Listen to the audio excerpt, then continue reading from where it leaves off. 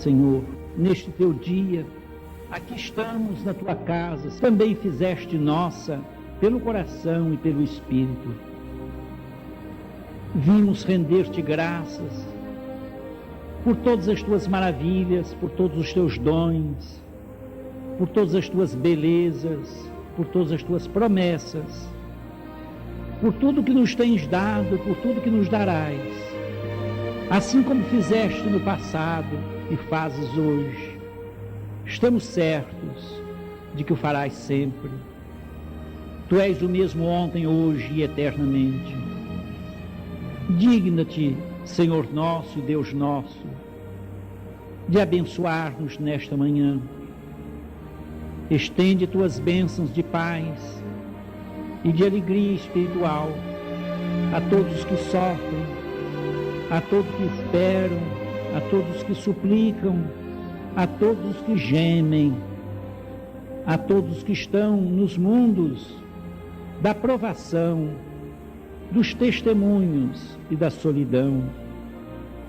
Tua paz para todos os seres nós te rogamos, para os que estão longe e para os que estão perto, por Jesus Cristo nosso Senhor. Assim seja.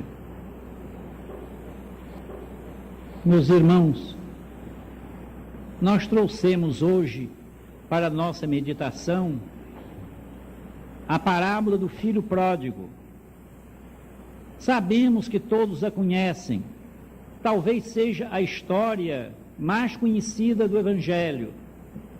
É a história que todas as criancinhas conhecem nas classes de Evangelho. É a história que todos os professores de Evangelho falam com seus meninos, suas menininhas. É a história que alguém chamou o Evangelho dentro do Evangelho. É uma das 3 parábolas da misericórdia. É a única parábola que está tão somente no Evangelho de Lucas, aquele a quem Dante Alighieri chamou o escriba, o escritor da mansidão de Cristo. E em todo o Evangelho de Lucas nós encontramos esse doce vento, essa doce aragem da ternura, da gratidão, da misericórdia, que encheu o coração daquele médico admirável, cuja história sublime Emmanuel nos conta, com pormenores comoventes, no seu grande Paulo e Estevão.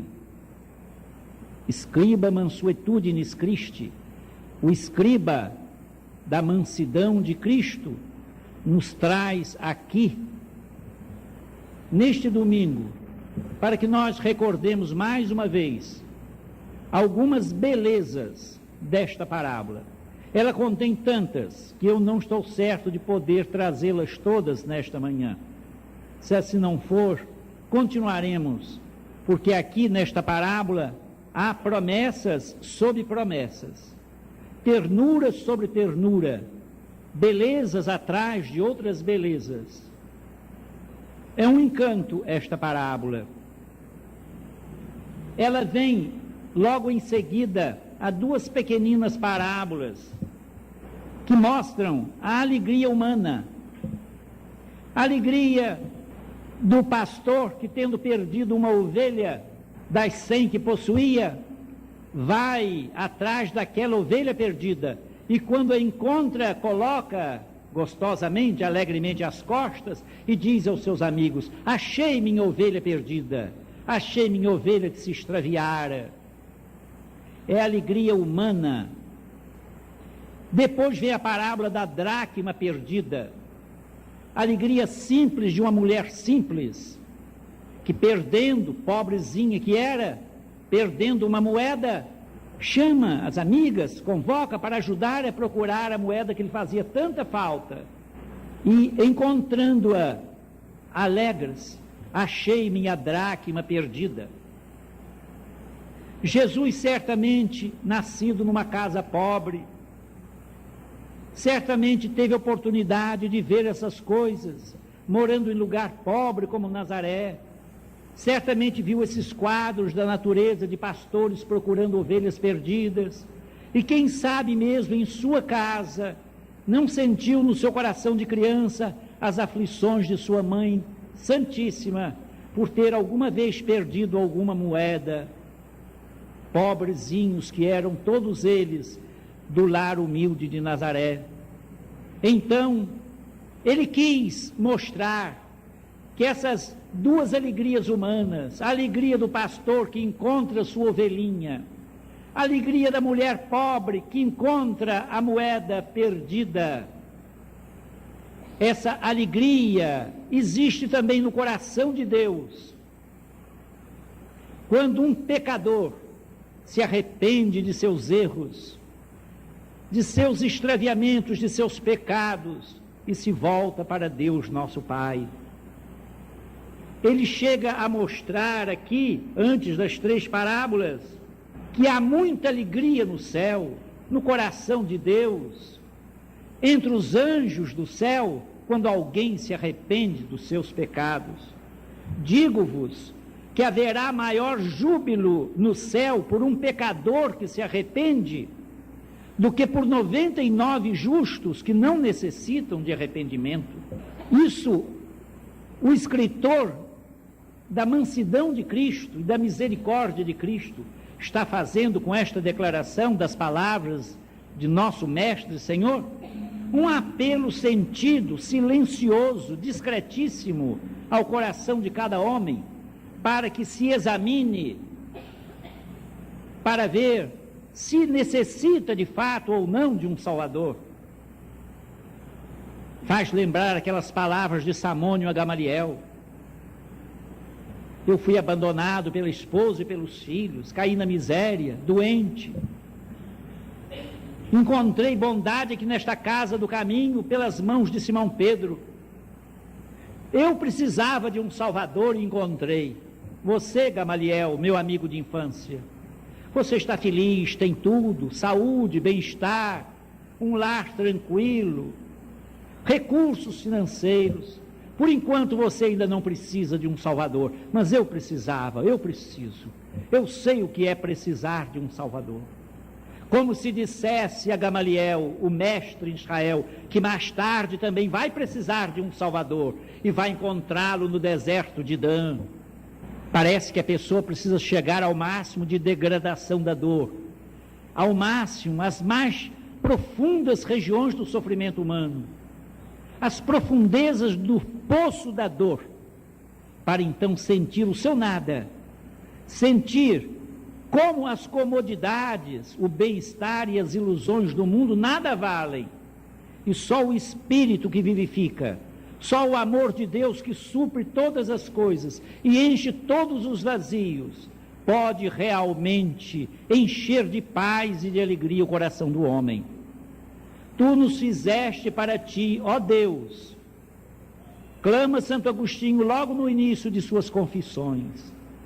Tu nos fizeste para ti, ó Deus, e o nosso coração não encontrará descanso enquanto não descansar em ti.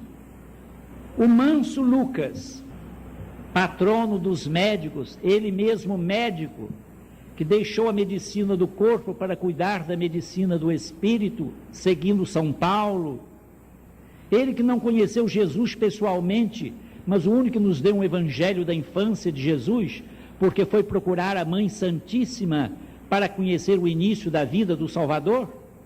Lucas espera, com esta parábola que só ele registra nos evangelhos, a parábola do filho pródigo, que alguém já disse, melhor seria ser chamada a parábola do pai compassivo, porque o herói da parábola realmente é o pai.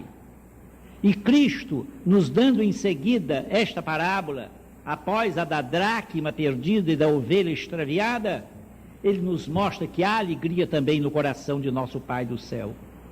Vejamos se podemos entender o mistério da alegria de Deus e unir o nosso coração ao coração do Pai, sentindo quanto é grande esse Pai que Jesus nos mostrou, quanto é bom, misericordioso, clemente, pacientíssimo, compassivo, o Pai nosso que está nos céus, Pai de Jesus Cristo e nosso Pai.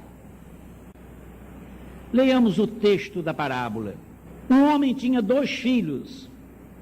Disse o mais moço a seu pai: meu pai, dá-me a parte dos bens que me toca. E ele repartiu os seus haveres entre ambos. Poucos dias depois, o filho mais moço, ajuntando tudo que era seu, partiu para um país longínquo e lá dissipou todos os seus bens, vivendo dissolutamente. Depois de ter consumido tudo, sobreveio àquele país uma grande fome e ele começou a passar necessidades. Então foi encostar-se a um dos cidadãos daquele país, e este o mandou para os seus campos guardar porcos. Ali desejava ele fartar-se das alfarrobas que os porcos comiam, mas ninguém lhe as dava. Caindo, porém, em si, disse: quantos empregados de meu pai têm pão com fartura e eu aqui estou morrendo de fome? Levantar-me-ei, irei a meu pai e dir-lhe-ei: pai, pequei contra o céu e diante de ti, já não sou digno de ser chamado teu filho, mas recebe-me como um de teus empregados. E levantando-se, foi para seu pai.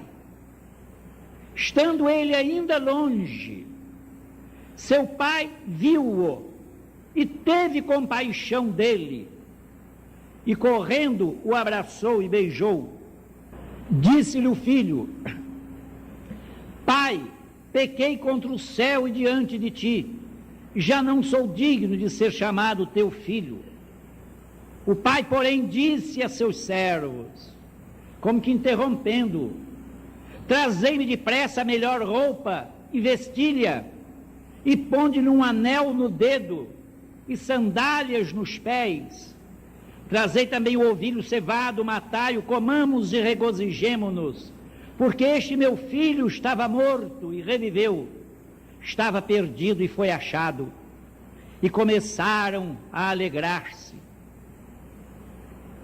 A parábola poderia terminar aí, mas Jesus quer mostrar outro aspecto do coração humano.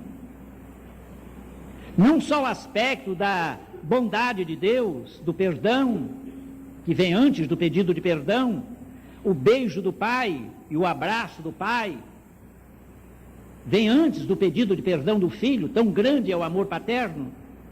Mas Cristo quer mostrar outro aspecto da nossa degradada natureza humana.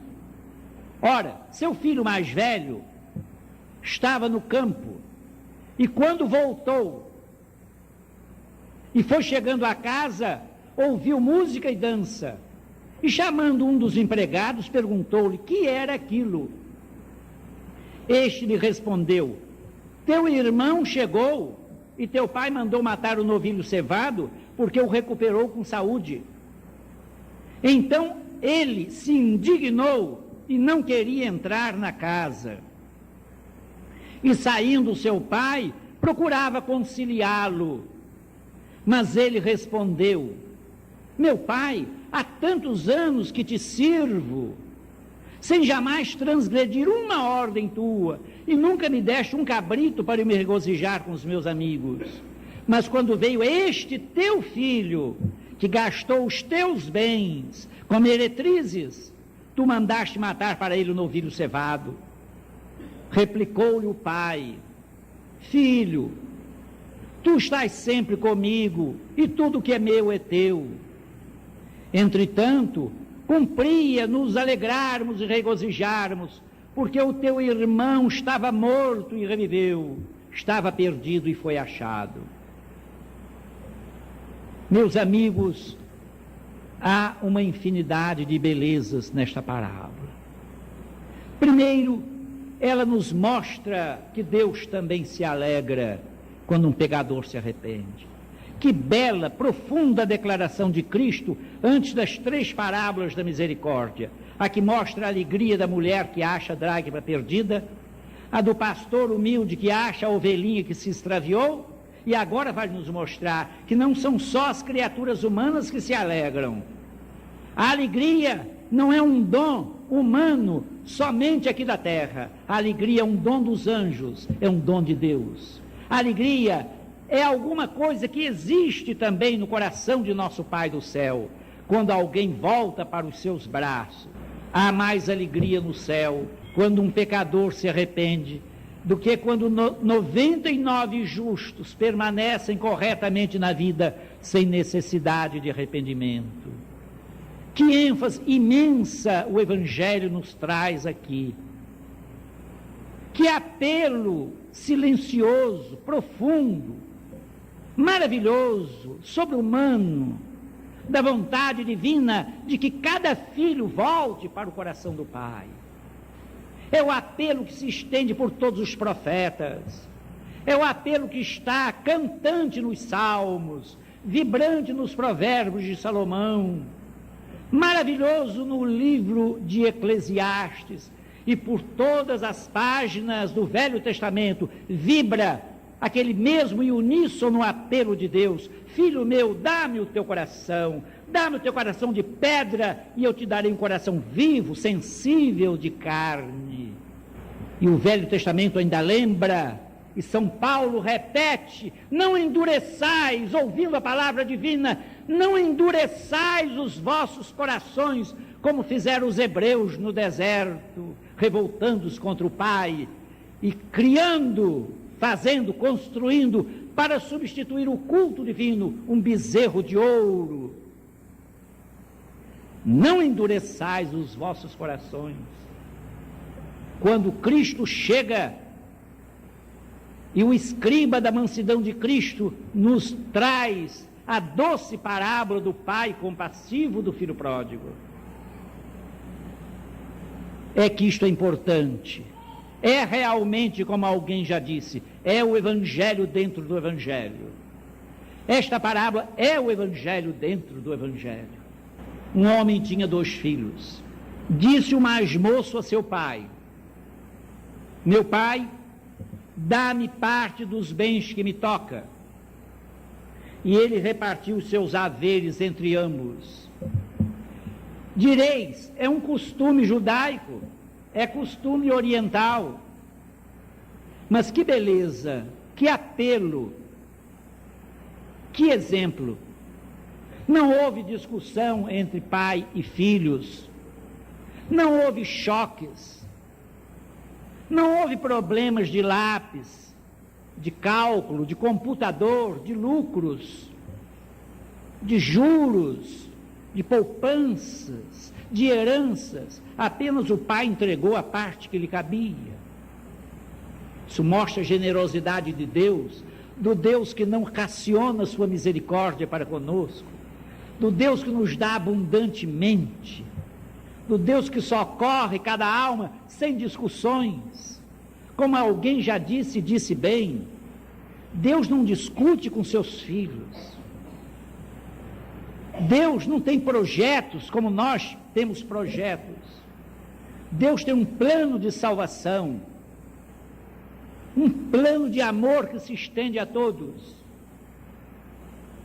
E todos são seus filhos, tanto o filho pródigo, como aquele filho ciumento, que ficou servindo ao seu pai todos os dias, sem nunca lhe desobedecer. Poucos dias depois, o filho mais moço, futuro pródigo, ajuntando tudo que era seu, partiu para um país distante, país não hebreu, e lá dissipou todos os seus bens, vivendo dissolutamente. Depois de ter consumido tudo, como esta parábola é atual, como a palavra de Cristo é realmente eterna, intemporal, ela veio para todos os tempos, para todas as nações, universal e intemporal. Ela fala a todas as almas, de todas as latitudes, de todas as épocas. porque, como diz uma das grandes mensagens, a alma humana é sempre a mesma, em todos os tempos e em todas as latitudes. Então foi encostar-se a um dos cidadãos daquele país estrangeiro, e este o mandou para os seus campos guardar porcos. Era a máxima ofensa que alguém poderia fazer a um judeu daquele tempo, guardar porcos, porque pela lei mosaica, o porco era um animal chamado imundo, ritualmente imundo. Era um preceito de higiene, de medicina preventiva, a que o legislador hebreu deu uma característica divina para evitar a expansão da lepra que o porco trazia, lepra e outras doenças. Então, guardar porcos, comer carne de porco, era coisa que nenhum judeu fazia. Guardar porcos, tomar conta de porcos, ele que poderia ser um pastor de ovelhas, ou um lavrador, para ele era a máxima das abjeções. Era a maior degradação que podia ser feita a um filho de Israel. Mas não chegou apenas a guardar porcos, a ser um pastor de porcos, mas queria comer das alfarrobas, uma fruta que só serve para alimentar animais, e às vezes até prejudica a saúde se o homem quiser, dando fortes dores de estômago. Mas mesmo assim, tamanha era a fome e a miséria e a seca que lavrava naquele país distante, que ele queria comer as alfarrobas, o fruto da alfarrobeira, mas os donos dos porcos não davam, porque a seca e a fome era grande também naquele país, ninguém lhes dava. Então ele pensou, a que estado de degradação chega o homem? É isto que na parábola do filho pródigo se mostra e que nas outras duas parábolas da misericórdia não aparece. Nas outras parábolas há apenas a alegria de encontrar o que estava perdido. Aqui também há. O pai se alegra com o filho perdido que voltou. Mas aqui mostra duas outras coisas: a degradação pela ambição, que é o caso do mais moço, e a degradação moral pelo ciúme, pela inveja, que é a degradação do filho mais velho. A queda do homem, a degradação da criatura humana, e como Deus pode levantar a alma caída pela ambição, pelo desejo de correr mundo, pelo desejo de aventuras, como também pela inveja, pela astúcia, pelo ciúme, pelo ódio de um próprio irmão. Mas quais são os raciocínios daquele filho pródigo lá nesse país distante, estrangeiro? Ele pensou, na casa de meu pai há muitos empregados e todos comem fartamente, à vontade, e eu aqui passando fome. Eu, filho de um pai rico, poderoso, dono de uma fazenda, tendo tudo de bom e do melhor para viver, eu aqui passando fome e não podendo comer nem os frutos da alfarrobeira, nem comida destinada aos porcos, porque não me dão. Tamanha é a fome, tamanha é a seca. Então ele teve uma ideia divina, que é a ideia que é apontada pelo escriba da mansidão de Cristo como a ideia necessária. Ele compreendeu que ele pecou, porque ele usa a frase do salmista. Ele usa, certamente foi educado nas escrituras sagradas e usou justamente a palavra símbolo, a palavra-chave do salmo penitencial de Davi. Palavra que resume toda a nossa queda espiritual. Palavra que alguém já disse bem, resume toda a teologia cristã. Pequei, estou convencido que sou um pecador. Jesus nos convence disso em várias passagens do Evangelho. Ele veio buscar e salvar o que estava perdido. Ele é, portanto, aquele que busca as nossas almas, o nosso Salvador. Falta apenas que nós nos consideremos perdidos, caídos, filhos pródigos. O que nem todos, como acontece com o filho mais velho, se considera. Caindo, porém, em si, ele pensou, e então disse: levantar-me-ei, irei a meu pai, e dir-lhe-ei: Pai, pequei contra o céu e diante de ti, já não sou digno de ser chamado teu filho, mas recebe-me como o último de teus empregados.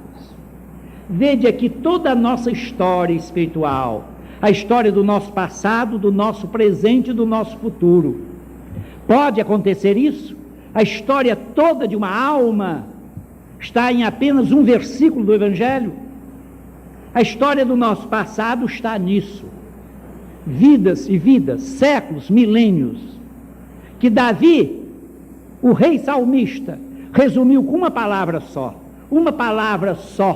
como síntese suprema e dolorosa de nossa queda e de nossas quedas, de nossa queda original e de nossas quedas futuras, já que nos habituamos a cair, já que as quedas passaram a ser, segundo a palavra de Gautama, o Buda, o nosso pecado predileto. Cair, cair, cair. E então quedas, quedas, quedas. Essa palavra está sintetizada no verbo do salmo penitencial. Pequei.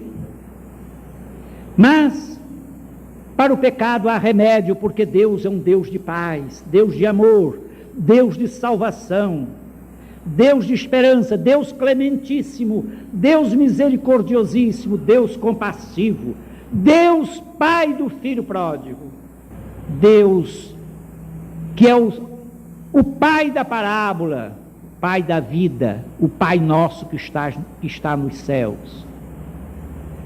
E tão grande foi a confiança desse filho moço, que dissipou tudo com meretrizes, que viveu vida dissoluta, que desceu até o fundo do poço de todas as abjeções humanas, de todos os pecados, de todas as degradações. Há esperança para ele? Há sempre esperança para todos. Há esperança para todos os criminosos, há esperança para todos os bandidos, há esperança para todas as almas degradadas que chegaram até os abismos do pecado e do erro. A esperança está em Deus, no Deus Salvador, que enviou Jesus Cristo em semelhança nossa, em semelhança da carne e do pecado, e se fez homem e habitou entre nós, e vimos sua glória e beleza, e em tudo foi semelhante a nós, menos no pecado, imagem visível do Deus invisível, nosso Salvador. Então o filho pródigo creu nesse Deus Salvador, nesse Pai, que ele dentro de alguns dias vai ver que era aquilo mesmo que ele esperava do amor de seu Pai. Que certeza do amor do Pai! Ele que se havia degradado até o máximo, aos abismos do inferno, tem fé no amor do Pai. É isso que falta a muita gente. Muita gente se abisma e se envergonha de tal maneira dos seus pecados, e passa a ter tanto nojo de si mesma, que passa a descrer da misericórdia de Deus. Ou então não pensa, mas sente, isso que está no inconsciente coletivo de todos os pecadores. Deus não pode me perdoar, eu sou nojento demais para receber perdão. E diz a outra irmã, eu sou pútrida demais para que Deus tenha misericórdia de mim, eu sou um escárnio. São Paulo uma vez disse, eu sou um abortivo, nem sou digno de ser chamado apóstolo, porque persegui a igreja de Deus. Miserável homem que eu sou, quando quero fazer o bem, faço o mal, e o bem que quero fazer não faço, e o mal que não quero fazer, esse faço. Quem me livrará do corpo desta morte? Mas no seu coração ele recebeu a resposta do Pai, a graça de Deus, por Jesus Cristo nosso Senhor. Então é a graça de Deus, é o auxílio do Pai, não é por esforço nosso, não é por um tremendo esforço de evolução, que a própria evolução é a força de Deus agindo. Nós falamos, nós evoluímos, precisamos evoluir, dirigir a nossa evolução, são frases muito belas, teóricas, românticas, vaidosas, mas sem a graça do Pai, Cristo diz: ninguém pode vir a mim se não for mandado pelo meu Pai. E nós não confiamos em Deus. Às vezes confiamos nas nossas próprias atividades, nas nossas míseras caridades, nas nossas vaidosíssimas potências, nas nossas ninharias que julgamos coisas valiosíssimas, na nossa inteligência que é zero diante da sabedoria do Pai. Aquilo que para Deus é sabedoria, para o homem é loucura, mas São Paulo diz também que aquilo que o homem julga sabedoria, para Deus é loucura. O filho pródigo nos dá uma lição. Ele confiou no Pai. Levantar-me e irei para o meu Pai. Que coisa extraordinária a confiança deste homem. A fé desse homem que se afundou no pecado com as meretrizes, colocou toda a sua herança na lama do pecado. Eu vou ler-vos uma página. Há poucos dias eu vos falei aqui em Péguy, Charles Péguy, o grande cristão francês dos nossos tempos. Ele diz: como é triste alguém querer entrar sozinho no céu. Falei-vos nisso. Trago-vos aqui outro trecho de Péguy, e esse sobre o filho pródigo, no seu livro Mystère des Saints Innocents, Mistério dos Santos Inocentes. Pai nosso que estás nos céus, meu filho lhes ensinou esta oração. É como que Deus falando a cada um de nós. Meu filho lhes ensinou esta oração e sabia bem o que fazia. Meu filho os amava tanto que viveu entre eles, como era um deles, e trouxe para o céu um gosto do homem, um certo gosto da terra. Meu filho soube bem como arranjar-se para atar os braços da minha justiça e desatar os braços da minha misericórdia. E agora é preciso que eu os julgue como um pai, como se um pai soubesse julgar. Como são belas as palavras de Péguy. Um pai não sabe julgar. Um pai, o pai dos céus, sobretudo, o pai do filho pródigo, não sabe julgar, só sabe amar. Porque antes que o filho jogasse sobre ele aquela palavra sintética de toda a teologia, a história da queda e das quedas, antes que o filho se atirasse aos braços do pai, foi o pai que beijou o filho, e já o esperava muito na curva das estradas, esperava aquele filho toda tarde, todo dia, sabia que ele haveria de voltar, mas antes que o filho falasse, o pai o beijou e o abraçou. Então ele diz: papai, pequei contra Deus e contra ti. Um homem tinha 2 filhos, sabe-se muito bem como um pai julga. Há um exemplo conhecido, sabe-se muito bem como o pai julgou o filho que partira e voltou, referência à parábola que nós vimos, e era o que derramava mais lágrimas, era o pai que mais chorava, mais que o próprio filho. E eis que o meu filho lhes contou, meu filho entregou-lhes o próprio segredo do julgamento. O segredo do julgamento do pai é o amor. Foi isso que Deus fez. É isso em que a gente não crê, para vergonha nossa, para desgraça nossa.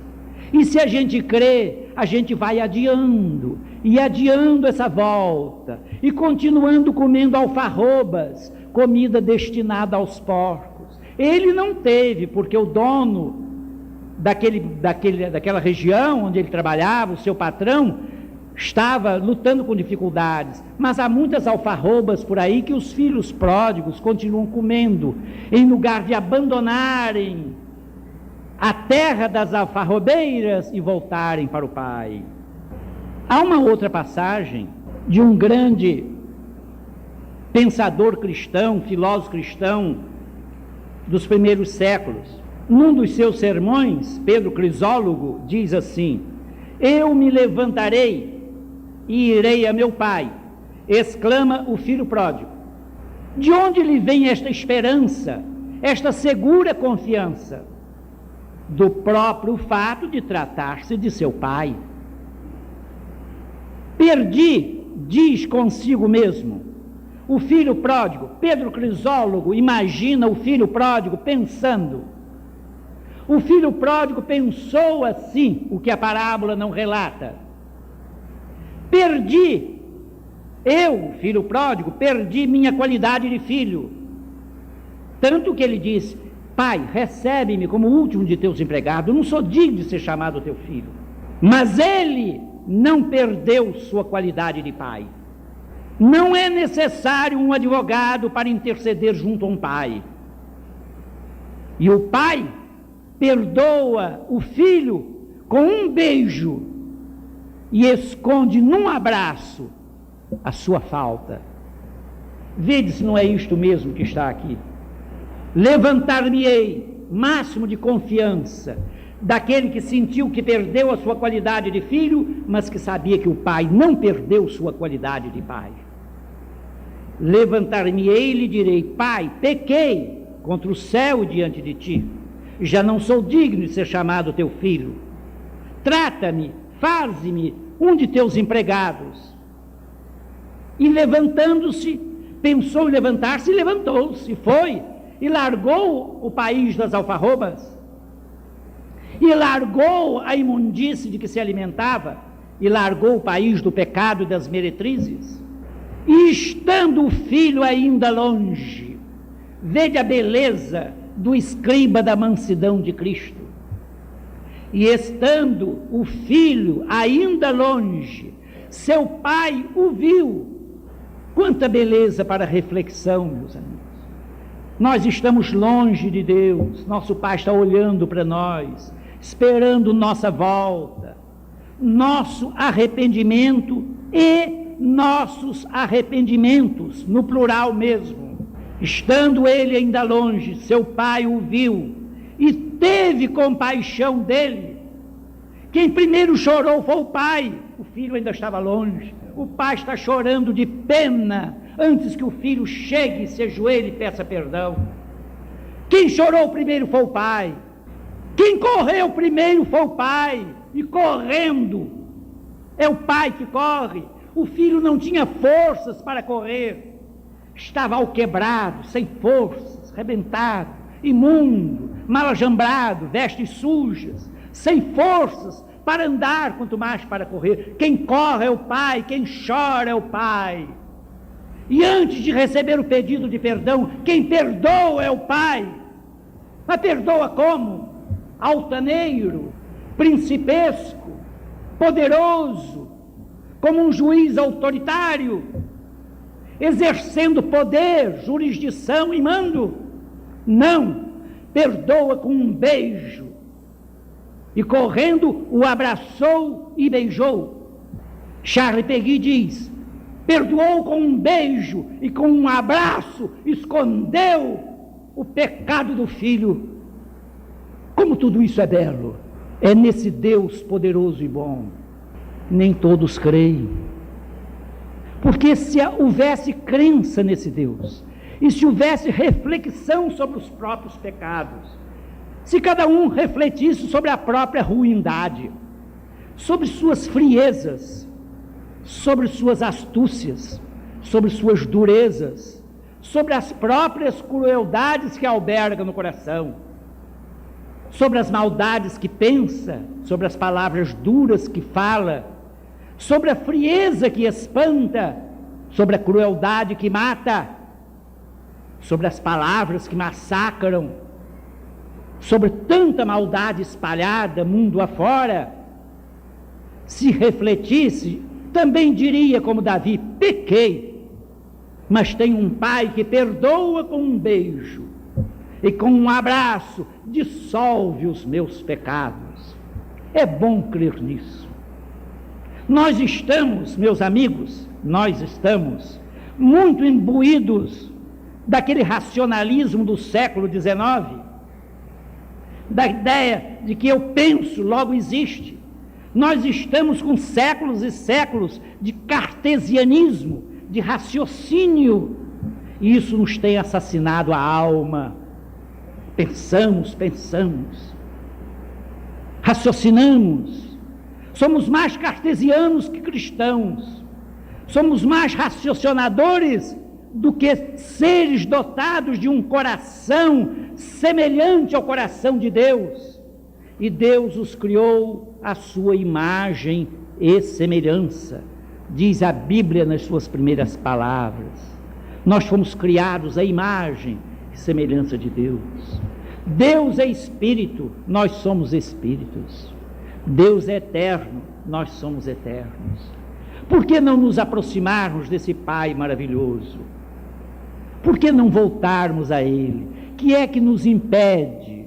Se é o desejo de gozar a vida e de ganhar o mundo, que foi a ilusão do filho pródigo, vale a pena resolver agora aquele problema que Cristo nos propôs a todos os séculos e a todas as criaturas. Problema intemporal para todos. Que adianta o homem ganhar o mundo inteiro e perder a sua alma? Esse ganhar o mundo inteiro tem sido sempre interpretado na qualidade de ganhar materialmente, de ganhar como conquistador, a maneira de um Napoleão Bonaparte, ou de um destruidor de milhões de pessoas, massacrador de populações, à semelhança de um líder nazista, de Adolf Hitler. Mas ganhar o mundo não é só isso, não. Esse espírito de liderança que é a psicose dos nossos dias, mandar, mandar, mandar. Talvez o primeiro psicótico nesse sentido fosse o próprio Caio Júlio César, com esta expressão tão conhecida de todos: prefiro ser o primeiro numa aldeia romana a ser o segundo em Roma. Ou a pessoa tem o primeiro lugar, ou não aceita nada. Em segundo lugar, eu não fico. Em terceiro lugar, eu não faço nada. Em quarto lugar, eu sumo. Porque ou eu mando em todas as equipes, ou não faço nada. Eu sou cesariano mesmo. Júlio Caio César. Então é a psicose. Se nós temos esta ideia de que podemos por nós mesmos resolver tudo, nós vamos rolando de vida em vida e não sabemos o que será de nós. Aqui o filho pródigo nos diz: levantar-me-ei e irei a meu pai. E foi. O que nós precisamos, meus amigos, é ter certeza de que somos julgados, fomos sempre julgados misericordiosamente e seremos julgados por um Pai de misericórdia. E por acaso, pergunta Charles Péguy, por acaso um pai sabe julgar? Julgar é coisa de pai. Coisa de pai é amar, é perdoar com um beijo e esconder os pecados com um abraço, é chorar antes que o filho chegue, é correr antes que ele se aproxime. Nós somos diferentes, achamos que é com nosso esforço, não entendemos o mistério divino da evolução, da lei de evolução, achamos que o grande motor da evolução é a nossa vontade. Muitos dizem: eu quero e faço o que eu quero. Napoleão também dizia isso, e vimos o resultado do orgulho do homem. Dizem, falou o grande Corso, Napoleão Bonaparte, dizem que o homem propõe e Deus dispõe, mas eu sou aquele que propõe e aquele que dispõe. E nós sabemos o que aconteceu com o grande exército. À medida que o inverno chegava e os soldados do grande exército avançavam, os russos iam queimando cidades e palácios e searas e campos e destruindo tudo, e Napoleão avançando através do inverno, como nunca houve inverno tão rigoroso na Rússia como naquele princípio de século. E quando ele chegou a Moscou, encontrou o esqueleto de uma capital, uma cidade morta, palácios vazios, em chamas. E o grande exército voltou porque não havia trigo, não havia alimento, não havia agasalhos, e foi se dizimando, e chegou um farrapo, um grupo de esfarrapados à França. Dizem que o homem propõe e Deus dispõe, mas eu sou aquele que propõe e aquele que dispõe. Nós laboramos num erro muito grande, perdemos a confiança em Deus, pelo orgulho, eu faço, eu quero, eu posso. Perdemos a confiança no Pai que perdoa com um beijo e esconde os nossos pecados num abraço. Para crer, eu faço. Para substituir a confiança em Deus pela liderança das obras e os frutos das obras e a vaidade do fazer muita coisa, do fazer bonito, do crescer, do exibir-se, do autopromover-se. Cada um quer ser mais importante, sobressair, aparecer, subir, mostrar-se, autopromover-se. Que adianta o homem ganhar o mundo inteiro assim também? Não é só como Napoleão ou Hitler ou Bonaparte ou César, não é só ganhar o mundo materialmente, é ganhar espiritualmente também, ganhar com a genialidade vista pelo mundo, ser um sábio, mas que vale na eternidade um sábio que desprezou a Deus, que vale na eternidade um sábio que só cultivou a vaidade, um sábio que esqueceu durante a vida inteira que existiam órfãos, que existiam viúvas, que existiam pobres, que existiam pessoas solitárias, que existiam almas tristes, corações flagelados, muita gente sofredora, milhões de famintos, desempregados e miseráveis no mundo. E ele só queria ser sábio, crescer, subir, exibir-se. Que adianta o homem ganhar o mundo inteiro e perder sua alma? Este foi o maior problema de matemática espiritual que Cristo nos propôs. Aqui nós vemos uma história verdadeira. O filho pródigo é cada um de nós. Vale a pena pensar assim. E vale a pena experimentar também, como diz André Luiz, experimente hoje. O que é bom, não deixe para amanhã, experimente hoje. É o apelo de André, experimente hoje, experimentar hoje a experiência divina do filho pródigo. E esquecer o ciúme, a inveja do filho mais velho, que ficou revoltado. E vede que pai maravilhoso, não apenas perdoou com um beijo, não apenas escondeu os pecados num abraço paternal, mais ainda, trazei-me depressa a melhor roupa e vestir-lhe. O filho estava esfarrapado e sujo. Ponde-lhe um anel no dedo. Há anos passados, alguém, que coisa triste, interpretou esta palavra, ponde-lhe um anel no dedo, como se Jesus quisesse dizer que a vaidade não é nada demais. A pessoa pode usar anéis, encher-se de brilhantes, de joias, pode embonecar-se à vontade, encher-se de joias, porque no Evangelho está a aprovação. Isso foi pregado em tribuna espírita. No Evangelho está a aprovação, o assentimento de Cristo em favor da vaidade humana. Pode encher-se de brilhantes e de joias. Não é nada disso. Se Jesus não condenou a vaidade, porque ele sabe que os homens ainda são vaidosos e não vão deixar a vaidade por causa de uma palavra dele. Problemas de consciência e não de pregações. Trazei-lhe a melhor roupa e vestilha, e ponde-lhe um anel no dedo e sandálias nos pés. O filho voltou descalço. Descalço naquela época só andavam os escravos, só os escravos. A sandália nos pés era restituir ao filho pródigo a dignidade de filho da casa. Você é filho, não vai ser o último dos empregados, o último dos escravos, é filho. Você vai ter restituída a sua dignidade de filho, com as sandálias de filho, de civilizado, de homem no gozo de todos os direitos familiares, de todos os direitos de família e de sucessão. E o anel no dedo, o anel sigilo, o anel com que o filho tinha reconsiderada a sua posição de membro da família, e o anel sigilo para marcar qualquer documento, para timbrar qualquer documento.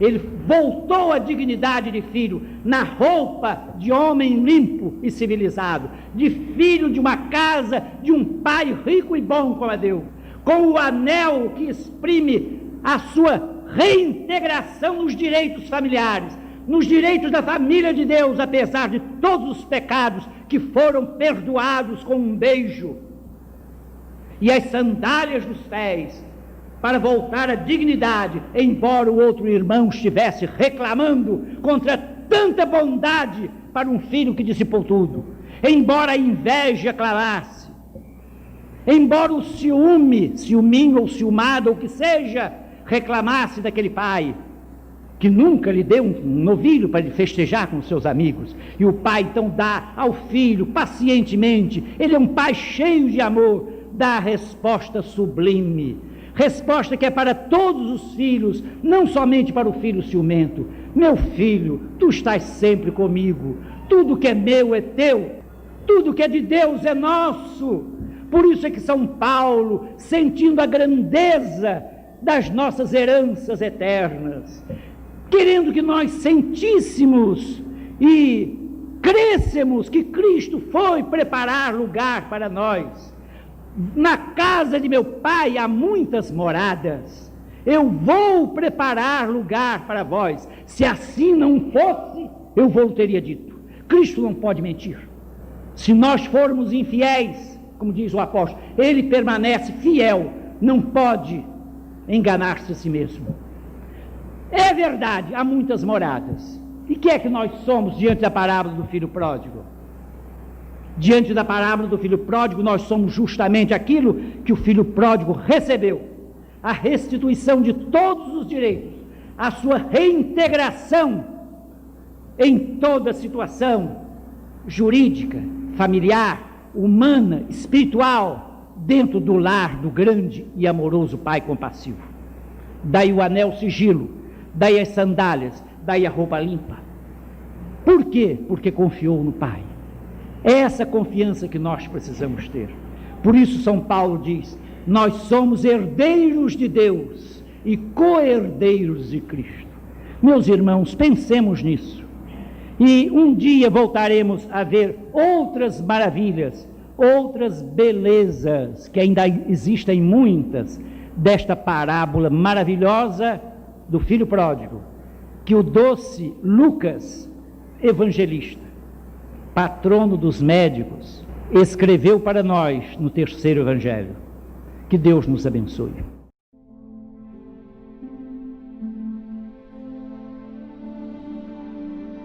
Bendizemos-te, ó Pai, pela parábola do filho pródigo que teu filho amado nos contou, revelando-nos tua bondade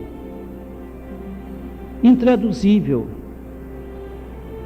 revelando o teu amor clementíssimo, tua misericórdia sem limites, teu perdão sempre pronto e sempre aberto, teus braços estendidos, teus olhos saudosos, teu coração brilhante de luz e de compaixão.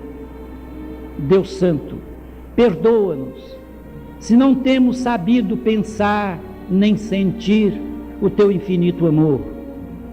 Perdoa-nos, Pai de bondade e de beleza, se não temos meditado na extensão deste amor infinito, na beleza do teu coração, nas alegrias do teu espírito, quando um pecador se arrepende. Permite que cada filho pródigo, que assim se julgue aqui presente, possa silenciosamente, no ádito do coração também dizer: pequei.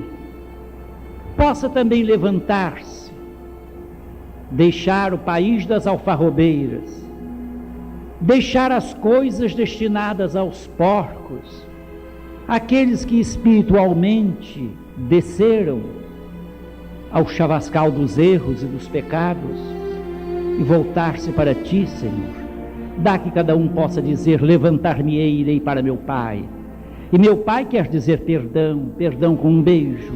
E meu Pai quer dizer perdão de todos os pecados que são diluídos num abraço.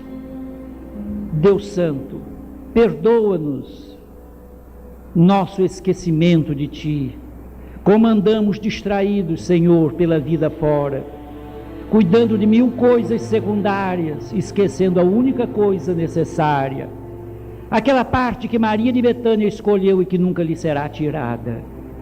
Deus Santo, Deus Pai, Deus bendito, Pai de Jesus Cristo e Pai nosso, despede-nos com um raio de luz de tua misericórdia e guarda-nos na tua luz e no teu amor, hoje, para sempre, para a eternidade, por Jesus Cristo nosso Senhor.